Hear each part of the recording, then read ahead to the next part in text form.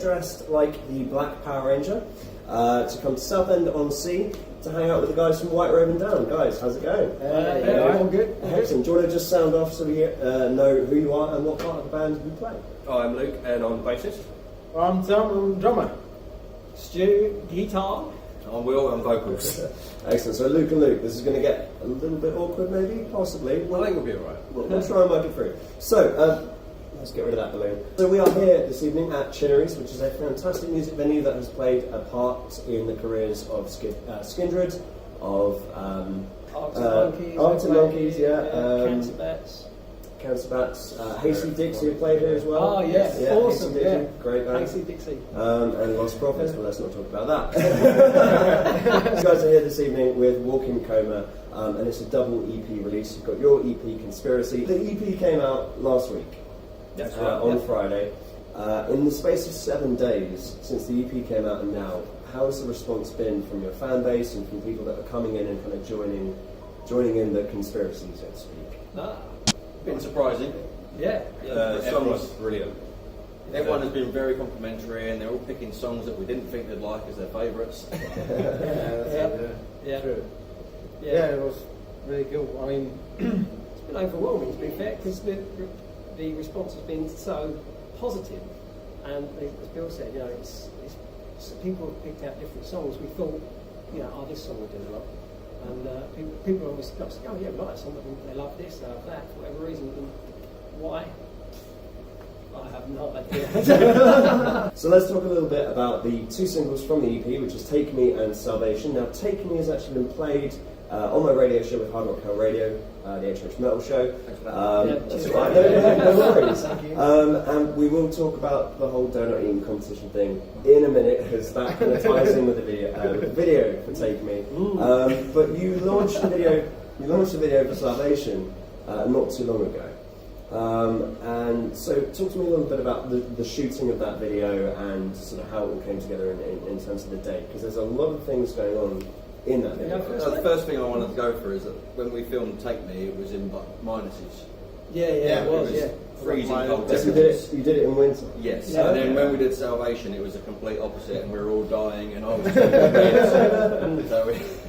Yeah, that's right. yeah, that was a bit It was a extreme. long day. From extreme to extreme, wasn't it? Yeah. Which kind of suits, because like White Raven Down being White Raven being good luck, down being the polar opposite. Didn't ask. Yeah. So that's okay.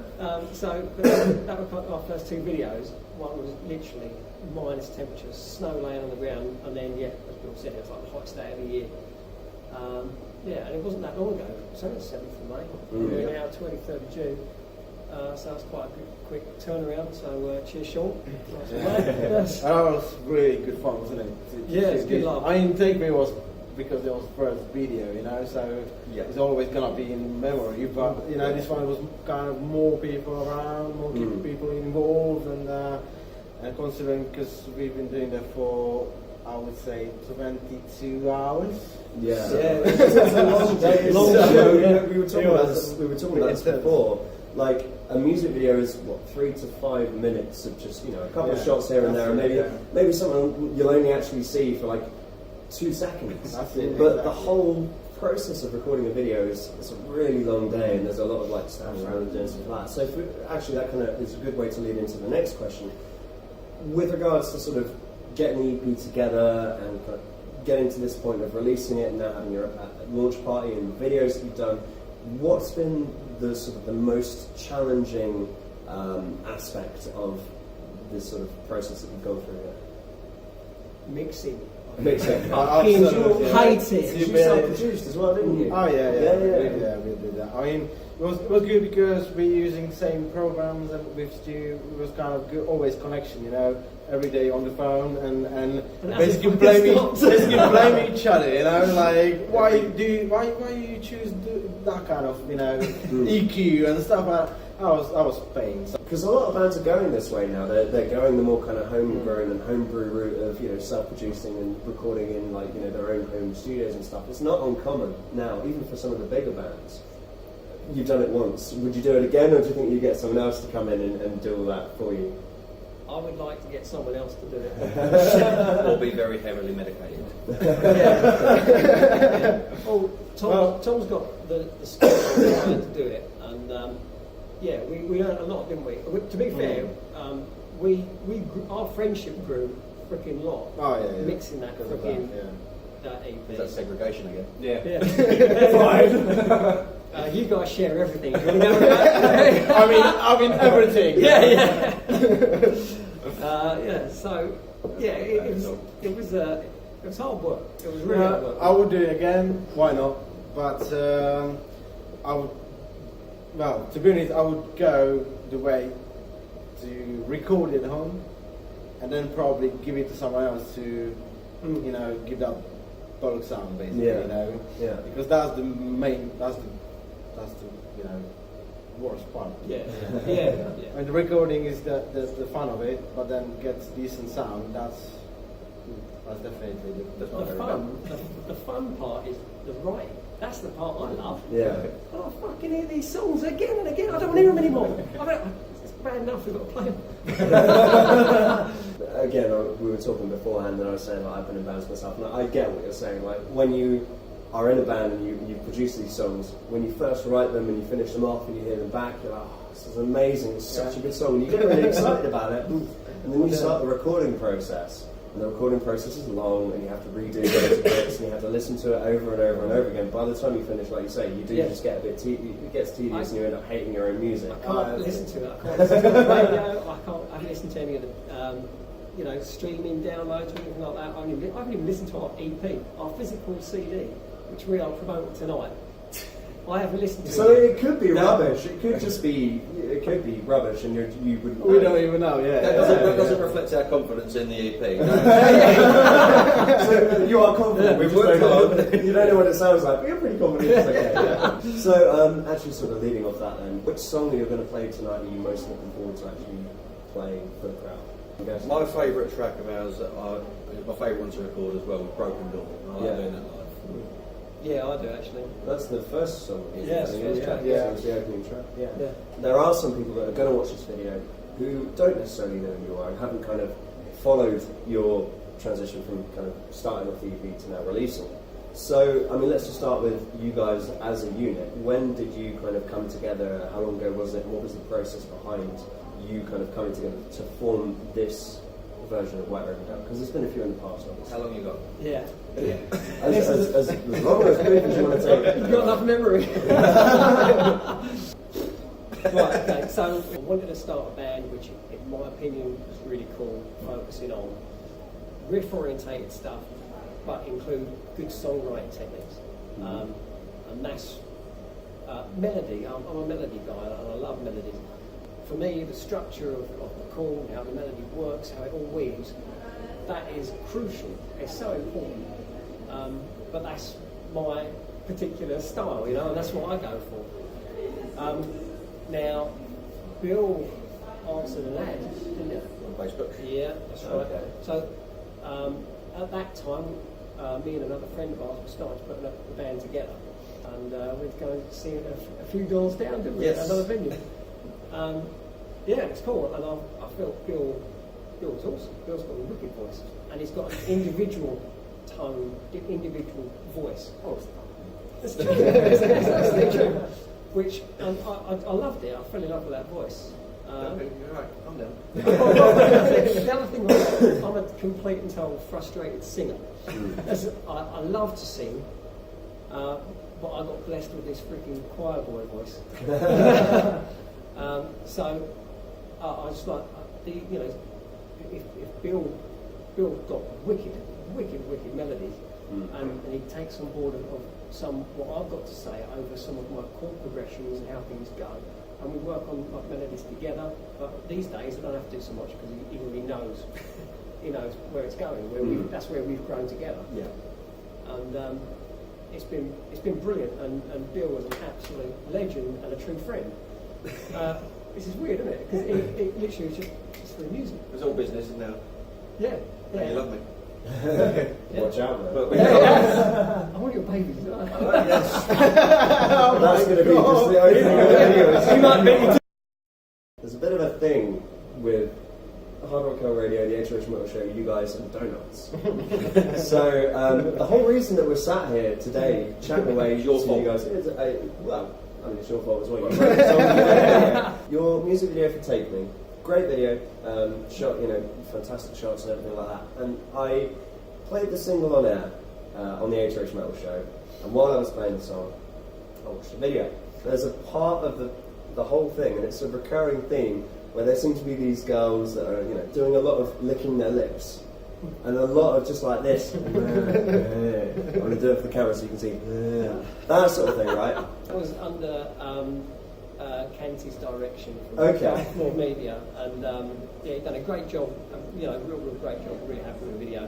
And it was under his direction, but all of that tongue, and licking. I mean, it looks good. It looks all right. But for me, when I watched it, and I do this with a lot of things, I watched it and I was like, that reminds me of when I was in school and you had donuts, the really sugary ones that tasted like cardboard and they had that consistency, and they were probably really bad for our health, but you had them fucking every day in school. And I used to have these competitions, and I know, like, I had to double check with you guys that you all had it as well. I think everyone apart from Tom has done this. Tom was a bit, you were a bit, like, not quite sure about this. Yeah. But, so the whole point is you have to try and eat as many donuts as you can without licking your lips. And so my brain, being the weird thing that it is, drew this connection between the girls licking their lips and then this thing. And then we had a bit of a war on Twitter about this, a little bit of a conversation about it while I was on air. Because 6 o'clock at night, wasn't it? So stupid like that, we were just chatting away about it. And now it's resulted in this, us sitting here, and we are going to have this donut eating competition where it's going to be White Raven Down versus me, just seeing who can eat as many donuts as they can without licking their lips, which is possibly the most exciting thing I've done in about 3 weeks. But yeah, and the other thing I wanted to sort of say was, like, you've then got your video for Salvation. And I asked you guys if the girl in the video Salvation was the same, because you've got all this lovely jovial lip licking going on, all this lovely, sexy stuff. And then she's really sad in the video for Salvation. Yeah. Well, why is she sad? Because it's a different girl and she didn't get a donut. Oh. Does she need a donut? Possibly, it might be part of Should we bring her up and just like, do you want We can try it, it'll take her a while to get down here. Where's she from? Where's she from? Lincoln, yeah. That's not bad for her. It's alright. It's a long way to come for a donut. Oh, I don't know, man. You bought them, so they're good donuts. They're good donuts, you're not selling it to me. But, so, I mean, let's talk about Salvation in the video there. Is there a story that goes behind that? Is there some kind of like a theme to that video?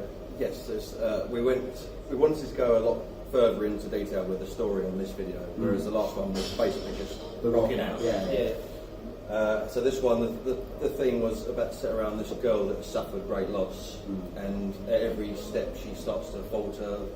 Something will help to lead her towards our music, which will help her find some peace and salvation. Yeah. So it's a bit about, and that's actually quite interesting, because you're sort of saying, like, every step leading her towards your music to find that kind of peace. Do you feel as a band that, because there are some rock bands out there that they just want to rock out and they just want to have fun and they just want to, they want to feel good vibe and everything. And then there are others that, they maybe take it a bit more seriously and they do kind of believe in the whole, like, speaking to their fans through their music, providing some kind of message or some kind of lesson or comfort that people can find in their music. Do you hold much stock in that as a band yourselves, or do you kind of feel like, you're not really that worried about it and you just want to have fun? So definitely want to say, send a message through the music. I'd say it's well, 50-50. Yeah. We do love rocking out. Yeah. If we can send a nice message to people and they enjoy it in their music, then that's great. Yeah. And we do put a lot of time and effort into the lyrics. It's not. Eventually they'll do anyway. They initially start off as bollocks that are just in the right melody. But once I come up with the lyrics, there's usually some sort of meaning there. Yeah. Cool. It does come out with some good bollocks. To be fair, the writing, especially on this EP, is like a bit of tension and release. It makes the release that more really punchy.